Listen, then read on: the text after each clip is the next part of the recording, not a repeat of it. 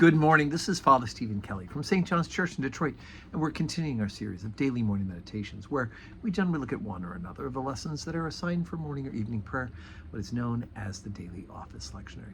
Today for Wednesday, let's take a look at the lessons assigned from evening prayer from the book Esther. Now we're getting near the end of the story, but in a nutshell, Mordecai, the Jew, is the uncle of Esther, the queen. Haman, who is one of the assistants to the king, is really mad that Mordecai won't pay obeisance to him, and that in fact, even though the king has said you need to pay obeisance to things of the king, Mordecai, being a good Jew, can't do such a thing. And so Haman is angry. He's set up a gallows to try to hang him. He's had the king proclaim that on a certain date, a certain time, all Jews should be put to death for not paying obeisance to the king. And so everything's about to come to a head. Esther has planned a banquet. Mordecai has set it up through her, and things are about to go from bad to worse for the bad guy. And that is Haman, who has gone in. He's built a gallows to hang Mordecai, and we're going to see how God is going to reverse that course. Esther chapter 7, beginning at verse 1. And so the king and Haman came to the banquet with Esther the queen. And the king said again unto Esther on the second day of the banquet of wine, What is thy petition, Queen Esther? And it shall be granted thee. And what is thy request? And it shall be performed even to the half of the kingdom. Then Esther the queen answered and said, If I have found favor in thy sight, O king, and if it please the king, let my life be given me at my petition, and my people at my request. For we are sold, I and my people, to be destroyed, to be slain, and to perish.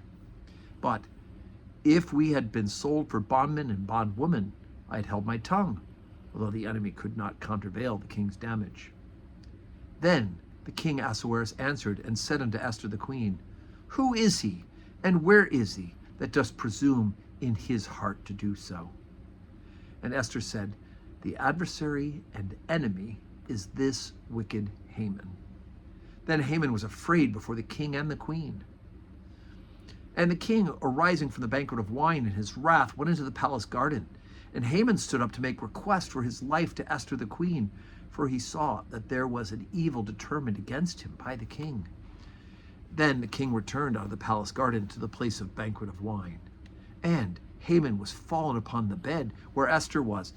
Then said the king, Will he force the queen also before me in this house? As the word went out of the king's mouth, they covered Haman's face. And Harbonah, one of the chamberlains, said before the king, Behold also, the gallows 50 cubits high, which Haman had made for Mordecai, who hath spoken good for the king, standeth in the house of Haman.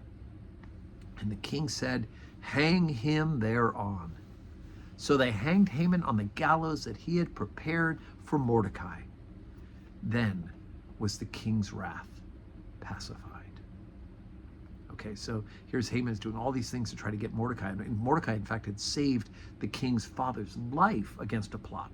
And so the king knows that Mordecai is a special and good and righteous person. And when he finds out that, in fact, that the plot against the Jews has to do with Mordecai, it is Haman, the wicked person who's done this, who ends up getting the gallows hanged on his own device, which he sought to hang Mordecai. And there is more to come in the next day for this particular reading. So, as we said, today is Wednesday. We're going to go ahead and have Holy Communion at 12:15, right? And 4 o'clock evening prayer. You can join us in person. Communion's in the church. Evening prayer here in the office building. Or you can join us on the live stream. Pray with us. Pray for us. Know that we're praying for you. May God grant us a wonderful Wednesday that's full of blessings.